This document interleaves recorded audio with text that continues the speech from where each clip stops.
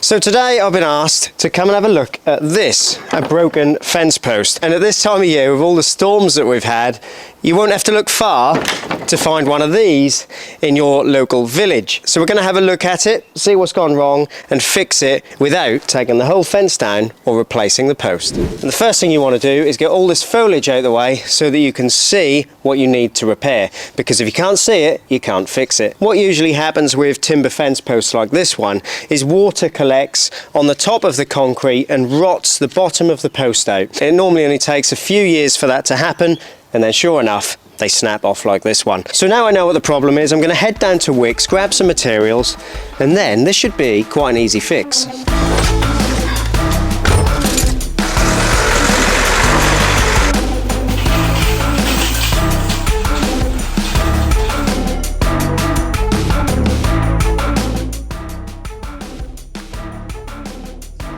So I need to prop the fence up out of my way whilst I work on the base of it. Unfortunately, the fence has fallen towards us. Sometimes if they fall away from you and you've got space to work, that makes it a little bit easier. So I've got a bit of timber and a level, and all we're going to do is create a prop to level the fence up. The prop couldn't really be simpler. You don't have to build anything fancy at all. It's just a piece of CLS that I've screwed to the top of the post, which can then pivot on the screw that I've put in, so that I can move it back or forth so that I can get the post level.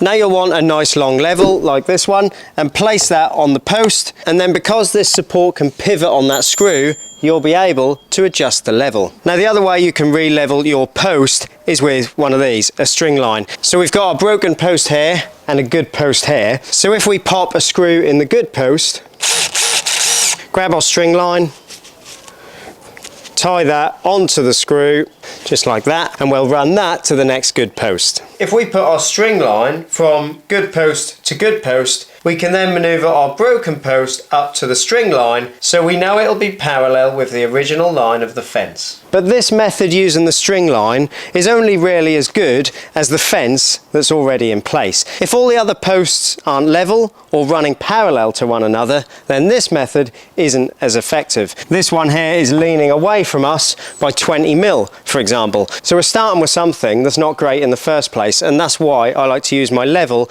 rather than a string line unless the fence is absolutely perfect. So now I know my post sits level, what I'm going to do is use my little roughneck shovel. I like to use this one because it's nice and small. It's perfect for jobs like this. You can use a grafter shovel as well, they're really good for post work, but this little thing is really handy. What I'm going to do now is dig away the soil around the bottom of the post, and we're going to dig until we hit the ball of concrete that holds the post in place. So you can see it doesn't take long to expose the concrete at the base of the post.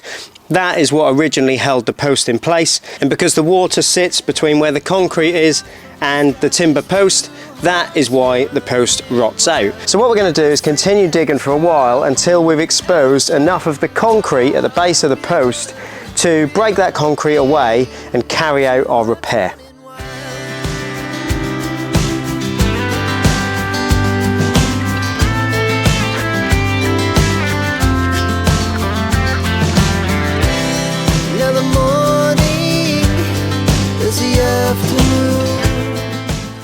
To make our repair, we're going to be using this, a concrete fence repair spur. Essentially, it's a 1200mm long piece of concrete with some holes in it so that we can bolt it to the fence post and keep it nice and upright. And you can use these as a preventative measure if the fence post is beginning to lean before it snaps right over like this one has, or you can use it to repair a fully snapped fence post like we have here.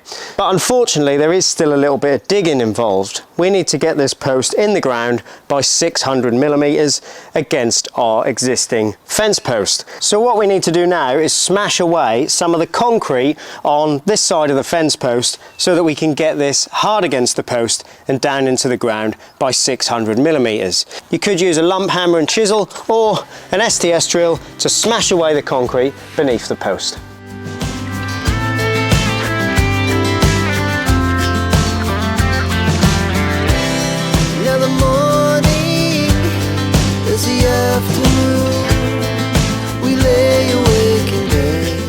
That's the worst of the concrete out of the way. We might come across a little bit more in a minute, but this gives us some space to get our shovel in there and get a little bit more of the ground out. And then we've got a nice neat area to make the repair. So we're going to cut the rotten section of this fence post off now. That way it can't continue to rot up into the post. So I'll just make a little mark where I want to cut, just above the section where the post has rotted out. And then you can use any type of saw really, whether it be a circular saw, reciprocating saw, or just a hand saw. And we'll cut on that line, but make sure you cut the post as straight as you can. It shouldn't take too long for you to cut through that, and then you should be able to pull the old rotten section of post out. It might sometimes need a bit of persuasion, but look how rotten that is. So that's the old rotten post out the way, and we can now get our spur in. We're going to put our spur in 600mm into the ground, so we've got a little bit more to dig out yet, but not too much, a couple of handfuls of soil, and we should be able to get the concrete spur down into the ground. Before we do that, just check that the level of your fence post hasn't moved, and adjust it now if you have to. And now we're going to drop the concrete spur down into the hole. Be careful, these are reasonably heavy. We'll drop that in and position the spur.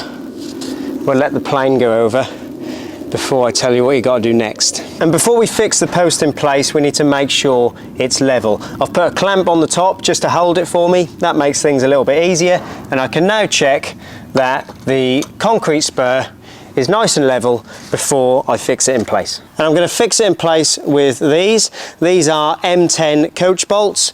I'm just going to pop them in the holes. They're pre-drilled, so it's nice and easy, and I'm just going to drive them into the post.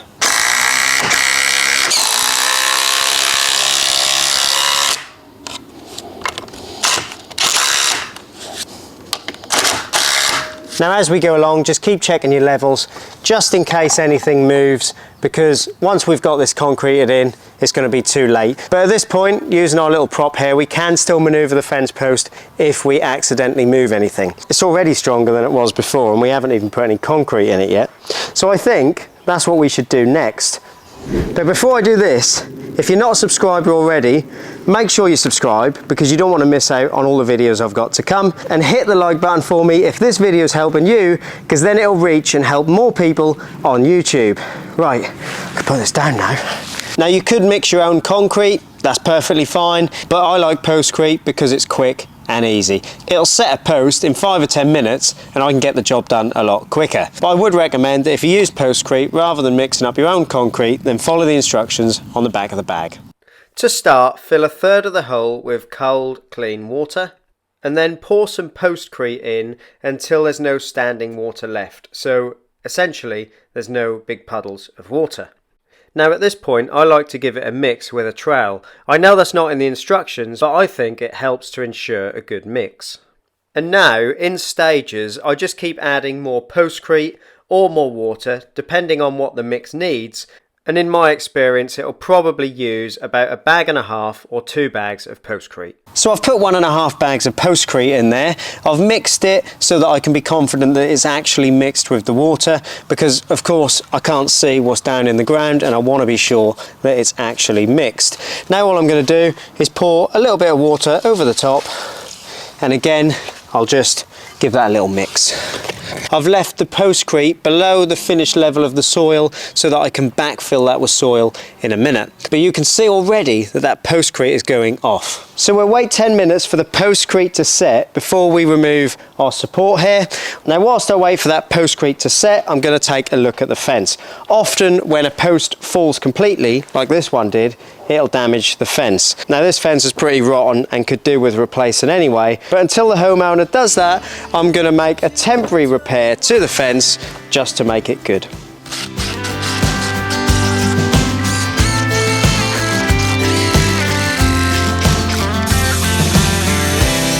Now the morning is the afternoon, we lay awake in bed. The laughs so loud as the hour. There we go. Not the finest bit of fencing, bit of a bodge, but it gets her out of a muddle. So now let's take a look and see if that Postcrete has gone off. It took me 5 or 10 minutes to fix that bit of fence there, and in that time, that post, I cannot move it. Now you can see the Postcrete's gone off and the concrete fence repair spur has done its job. So now that's gone off, we're happy that it's solid. I just need to backfill this hole with the soil that I took out. We're gonna do it all again. Now normally when you get one post that rots out like this, the likelihood is you're gonna get more in the future. So it's a good preventative measure to now go along the rest of the fence and install these where any of the posts are becoming weak before they snap like this one did. So you can see that given just a couple of hours, it really is that easy to use one of these concrete repair spurs to fix your broken fence post. And I'd encourage you guys to give it a go for yourself. Now if you've enjoyed this video, make sure that you click on one of these because you're bound to like them as well. And I'll see you guys in the next one.